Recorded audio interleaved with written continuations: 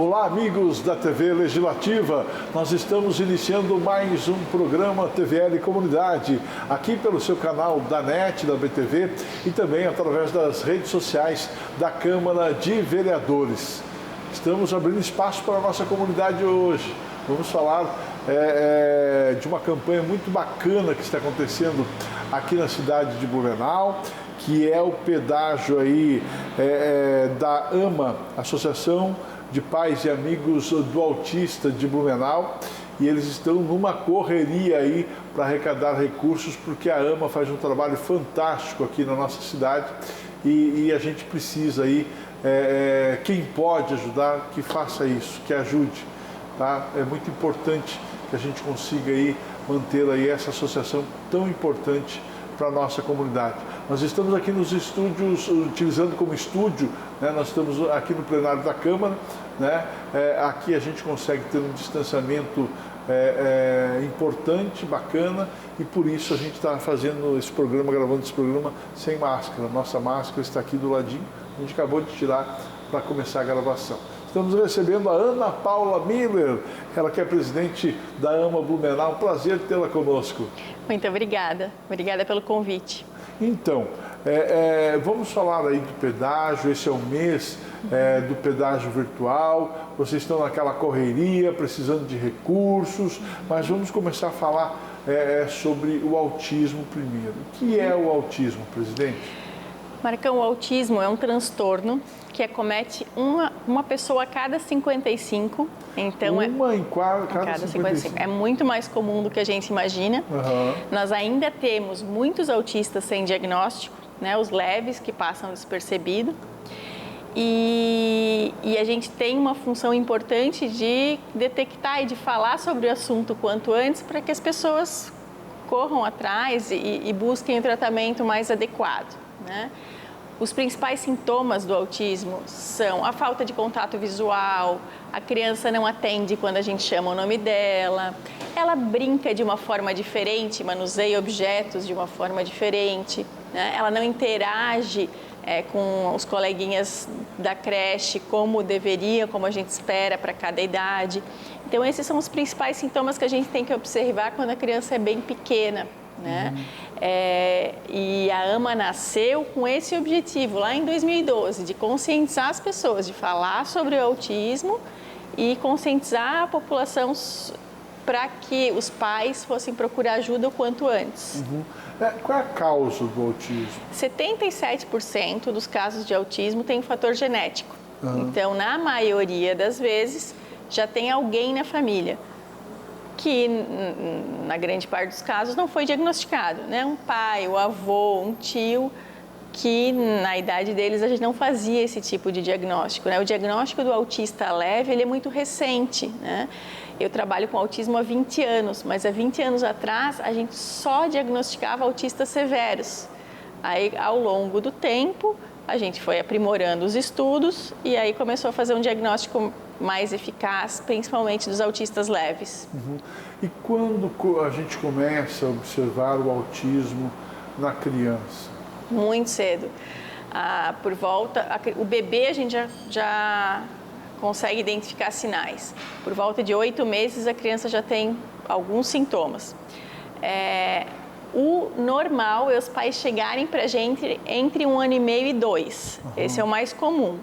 Mas com esse trabalho de falar sobre o autismo, a gente já tem pegado crianças menores, a partir de 1 ano. Então, quando mais rápido o diagnóstico, melhora o quê? Melhora o tratamento. O cérebro da criança, ele é completamente plástico. Então, a gente consegue mudar tudo nele até os 5 anos de idade. Então, a idade ouro do desenvolvimento da criança é entre os 0 e 5. Então, quanto antes a gente iniciar a intervenção precoce, melhor. Melhor a gente consegue fazer com que as sinapses neurais ocorram de uma forma mais saudável. Não é que a gente não aprende depois dos 5 anos, a gente aprende a vida inteira, mas a velocidade desse aprendizado é menor. Então, um exemplo que eu gosto de dar, o que um adolescente de 18 anos aprende, a velocidade que ele aprende um conhecimento é de 1 ano, numa criança, esse mesmo conhecimento é absorvido em 1 hora.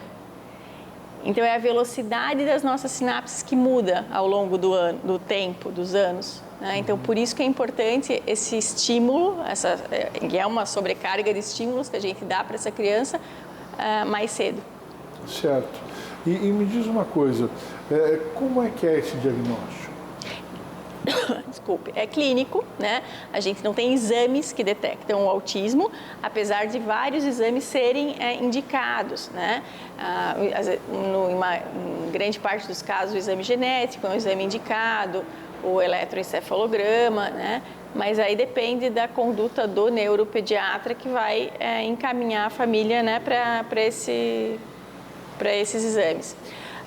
O nosso diagnóstico principal é o clínico, é de observação. Então, a gente tem questionários para serem aplicados com os pais, né? Tem que ser feito por uma equipe multidisciplinar, então não é um profissional só que fecha esse diagnóstico.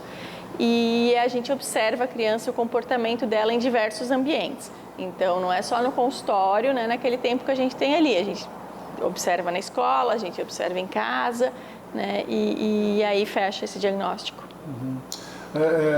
Como observar a criança aí na tenridade, aí com 1 ano, se ela tem ou não o autismo? O que a gente pode observar na criança? Quando a criança é muito pequena, eu sempre digo, né? Tem pais que falam, ai, nossa, meu filho é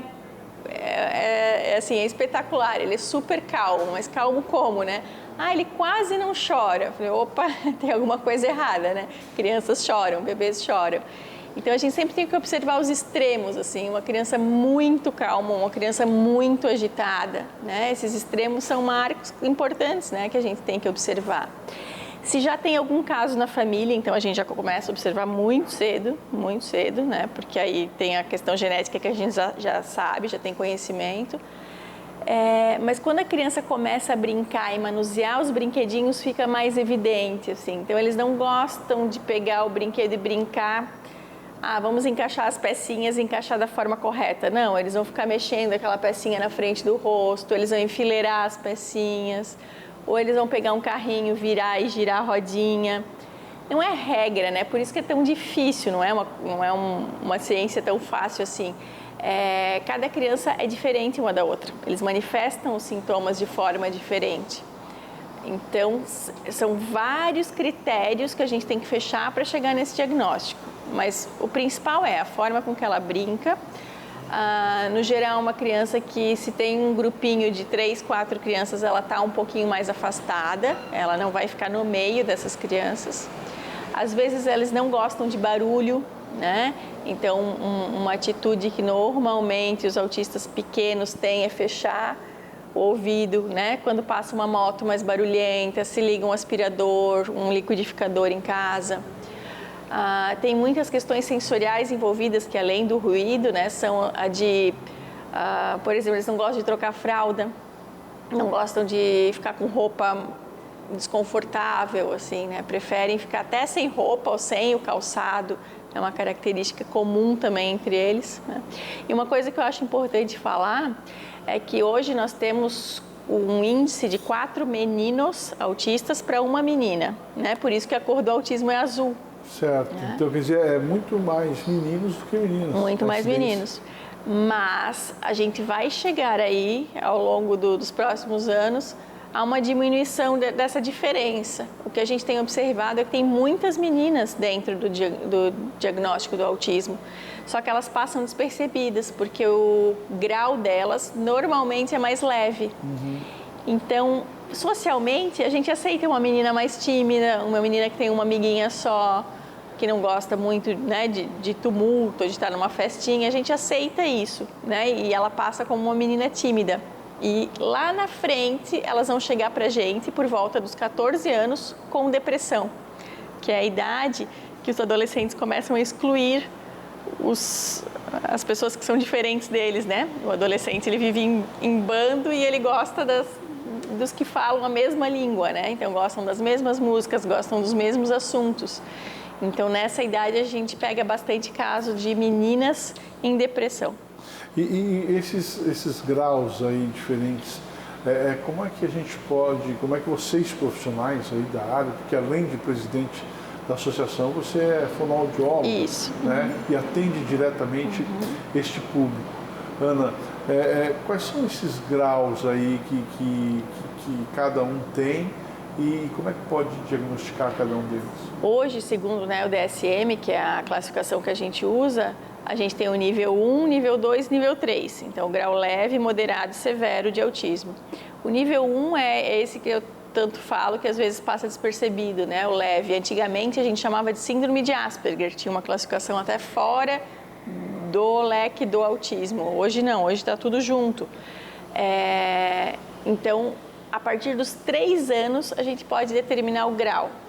Mas esse grau, ele é variável, a gente tem que tomar muito cuidado. Se a criança é tratada adequadamente, a gente pode ter um autista moderado, nível 2, que vai diminuir esse grau para o nível leve, né? Assim como uma criança sem tratamento pode ficar com sintomas mais severos ao longo da vida, tá? Mas a gente sempre opta por iniciar o tratamento, dar toda a orientação, instrumentalizar essa família para depois fechar o grau. Né? E isso também não é uma coisa tão exata assim, né? Porque a criança ela pode se comunicar bem, então estar num grau leve na habilidade de comunicação, mas ela não gosta de interagir socialmente, então ela se comunica bem dentro de casa, mas fora não.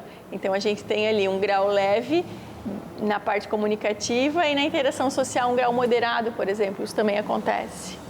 Tá certo.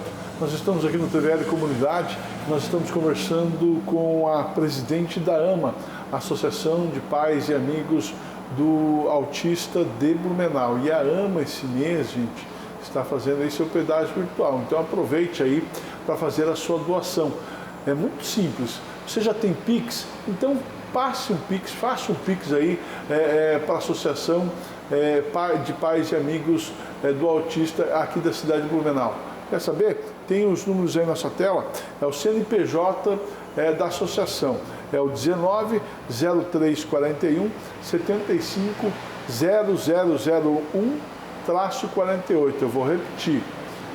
19 034 175/1000 ao contrário, -48. Esse número que você está visualizando aí na sua tela. Então, faça um Pix agora e com certeza você estará ajudando aí uma entidade que está fazendo a diferença aqui na cidade de Blumenau e faz um atendimento muito bacana, principalmente para as famílias aí de baixa renda, e eles precisam ampliar esse número de atendimentos. Então, você fazendo a sua doação, você estará ajudando aí as pessoas a terem acesso aos melhores cuidados no que diz respeito ao autismo.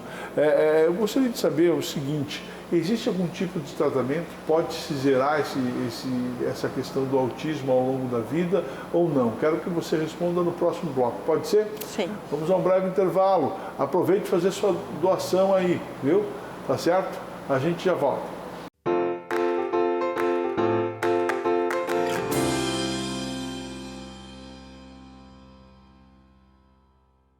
É da nossa tradição essa vontade de fazer acontecer. Todos os dias, todas as horas, conseguimos fazer da tristeza a nossa superação, das conquistas o nosso objetivo. A Câmara Municipal faz parte dessa história, na fiscalização e na promoção de um debate contínuo com a nossa sociedade. Acompanhe as atividades do Legislativo no site e exerça hoje e sempre sua cidadania. Câmara Municipal de Blumenau, fazendo parte dessa história.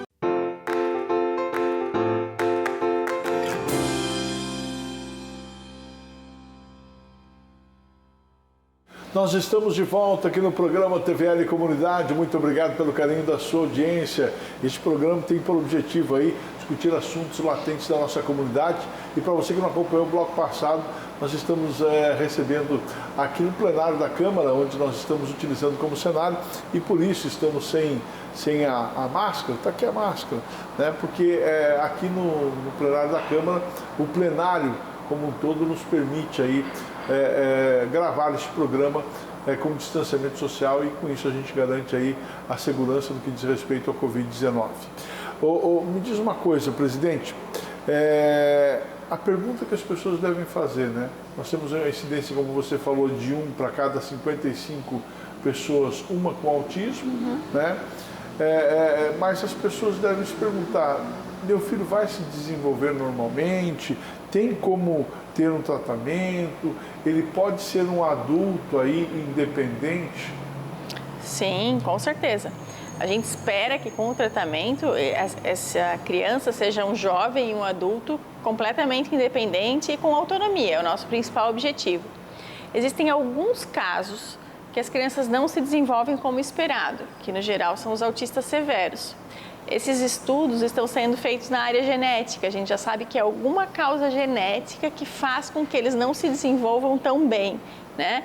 Chegam 2 crianças com os mesmos sintomas, um vai para um grau leve, se desenvolve muito bem e o outro não, né? Então, esses estudos estão sendo direcionados, né, para a área da genética. Mas a gente consegue sim melhorar todos os sintomas e consegue que eles sejam adultos completamente funcionais, né? Que nem eu falei, quanto antes iniciar o tratamento melhor, o prognóstico é melhor. A gente sempre inicia, cada criança tem uma avaliação individualizada, mas no geral a gente inicia com fonoaudiologia e terapia ocupacional, que são as 2 áreas que dão esse início de tratamento, né? E depois a gente vai direcionando para as áreas que eles necessitam, como psicologia, psicopedagogia, né? E terapias complementares, né? A gente gosta muito de associar atividade esportiva, uma ecoterapia, música, né? São atividades que também complementam o tratamento das crianças. As pessoas podem se perguntar, meu filho vai ser um pai de família, ele vai ter filhos, existe essa possibilidade? Em muitos casos, sim. Em muitos casos, sim. No geral, quando eles chegam, né, os pais já chegam com essa ansiedade, é a principal preocupação, né? Então, eles chegam já se perguntando isso e perguntando para a equipe. A gente não pode determinar isso quando a criança tem 2, 3 anos de idade, né? A gente tem que acompanhar o desenvolvimento dela. Mas o nosso objetivo é sempre esse, que a criança evolua da melhor maneira possível, né? E uma coisa que você perguntou antes, Marcão, é que as pessoas também vêm com essa demanda, né? O autismo tem cura, né? Não tem.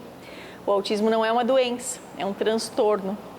Então, ele não tem cura, ele tem tratamento. A gente tem que entender a demanda daquela criança e tratar cada sintoma que ela apresentar. E por que a gente ouve falar no autismo nos últimos anos, né? A gente ouve falar do autismo aí nos últimos 10 anos, enfim, um pouco mais que isso de repente. Antes disso a gente só tinha o diagnóstico dos autistas severos mesmo, né? E a gente falava em autismo, a gente imaginava aquele estereótipo de autista, né? Por exemplo, alguns filmes que marcaram uma época que foram Rayman, né? Então a gente imaginava aquele autista, né? Um gênio da matemática, mas muito limitado socialmente, né? Nas outras áreas ele tinha uma dificuldade enorme. E hoje a gente sabe que não, o autismo não é isso, né? Eles não vão ser gêniozinhos da matemática, né? Um ou outro vai se destacar ou ter uma grande habilidade, mas é a minoria, né? É porque, assim, os estudos foram se aperfeiçoando. A gente foi vendo que muitos casos, por exemplo, de transtorno de atenção, né, e de hiperatividade eram diagnosticados de forma errada. Não era só TDAH, era autismo com TDAH. Então, antigamente a gente fazia um diagnóstico errado. Ou muitas crianças iam para um tratamento na PAI como né, deficientes intelectuais e, na verdade, tinham o autismo, não deficiência intelectual. Então, se confundiam muito esses diagnósticos. Hoje não, hoje a gente sabe diferenciar. Então, existe o autista com comorbidade, sim, existe o autista com TDAH, existe o autista com deficiência intelectual. E aí a gente vai ter que avaliar cada um e dar esse diagnóstico conforme o tratamento vai evoluindo. E me diz uma coisa, deixa eu só passar de novo, você que está acompanhando essa entrevista, estamos conversando com a Ana Paula Miller, que é presidente da Associação dos Pais e Amigos do Autista aqui da cidade de Blumenau, e este mês de abril, viu gente, este mês de abril é o pedágio virtual da associação. Então, você está aí na sua casa, você está acompanhando essa entrevista, você tem essa condição, você pode, ajude a associação.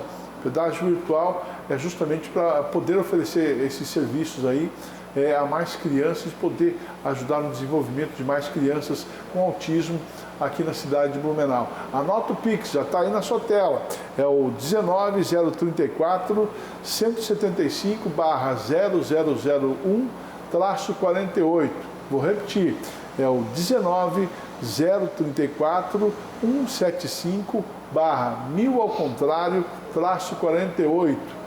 Anote aí, faça a sua doação nesse momento. É muito simples, faça um Pix aí e ajude a Associação Pais e Amigos do Autista aqui da cidade de Blumenau. Como é que é na escola o autista? Ele costuma ir bem? Como é que é? Então, tem uma atenção especial ao autismo? Depende de cada caso, né? No geral, principalmente quando eles entram na escola, na educação infantil, a gente precisa de um apoio mais direcionado da escola, né? Eles precisam de professor auxiliar para ajudá-los na interação, né? Então a gente não quer que essa criança fique isolada, fique no cantinho, se afaste dos colegas, né? Não participe das atividades da escola. A gente quer que ele participe da mesma forma que os outros, mas ele vai precisar de uma ajuda maior. Então por isso que a gente trabalha tanto para que a escola tenha esse segundo professor dentro da sala de aula para conseguir fazer esse trabalho, né? Alguns vão acompanhar normalmente a escola, né? Às vezes precisa de uma adaptação ou outra, outros precisam de uma adaptação maior. E por isso também a importância do segundo professor para ele dar esse suporte, né, para o professor regente da sala conseguir fazer essas adaptações. Mas cada caso é um caso e aí tem que ser, né, trabalhado junto com a escola para que essa criança evolua da melhor forma possível.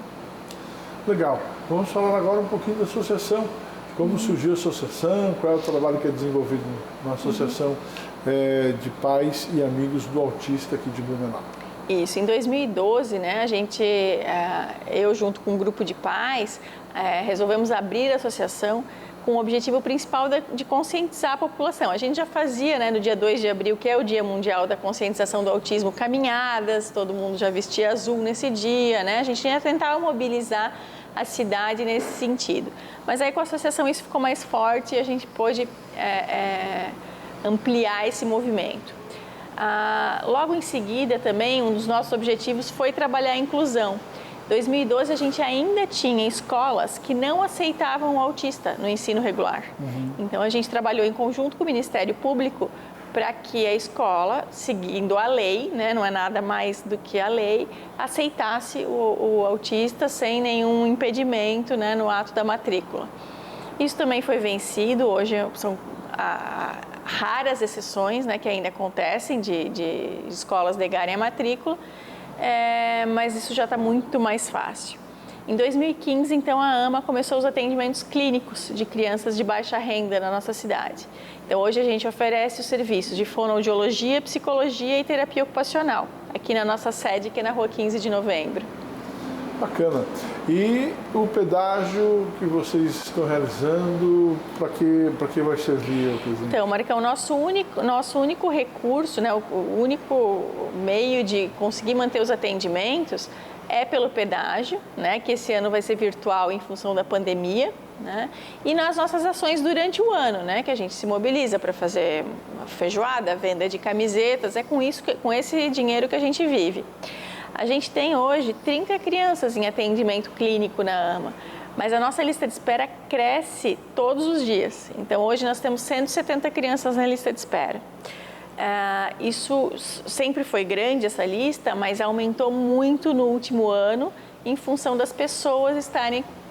muitos pais perderam o emprego, né? O ano passado, como as crianças não puderam ir na escola, as mães não puderam trabalhar, tiveram que ficar em casa. Então, a população está procurando muito mais o serviço gratuito por não ter mais condições de manter um atendimento. Então, a gente teve uma alta muito grande de procura no último ano.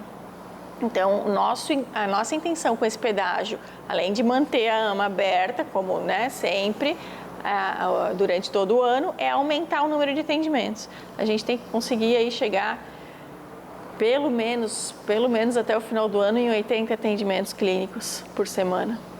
Então é importante aí essa ajuda de todos, né? Com certeza, a gente precisa muito dessa colaboração, faz muita diferença na vida dessas famílias. O Estado tem ajudado? Não, nem o município. A gente não tem nenhuma ajuda pública, né? É só os nossos parceiros, empresas, né? A comunidade que nos auxilia com as suas doações. Tá certo. Mais uma vez, fazendo a chamada aqui, você que está nos acompanhando neste momento, os números estão aí na sua tela, a chave do Pix aí para você fazer a sua doação pode ser 10, 20, 50, 100, 200, 500, R$1.000, quanto você conseguir, né?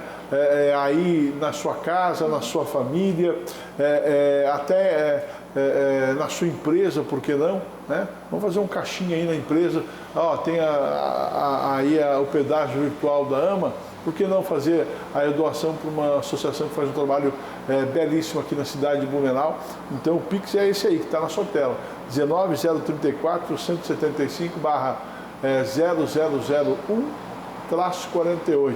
De novo, pega a caneta lá, vou esperar um pouquinho, para ajudar a Associação de Pais e Amigos do Autista aqui da cidade de Blumenau. Já pegou a caneta? Vamos lá. 19.034-175/1000 ao contrário, -48. Você vai poder ajudar aí esse trabalho, a fomentar ainda mais esse trabalho magnífico que é realizado aqui na cidade de Blumenau. Presidente, nós da TV Legislativa deixamos aí o canal à sua disposição, não só a TV Legislativa, mas como também todo o Poder Legislativo, para que a associação continue ajudando a nossa sociedade. Muito obrigada, Marcão. Essa oportunidade é enorme, né? Da comunidade conhecer o nosso trabalho e poder ajudar. Tá certo. Um abraço, sucesso no pedágio. Obrigada. Tá certo? Conversamos com a Ana Paula Miller, presidente da AMA, Associação de Pais e Amigos dos Autistas aqui da cidade de Blumenau. O TVL Comunidade fica por aqui, voltaremos na semana que vem. Um abraço a todos, até lá.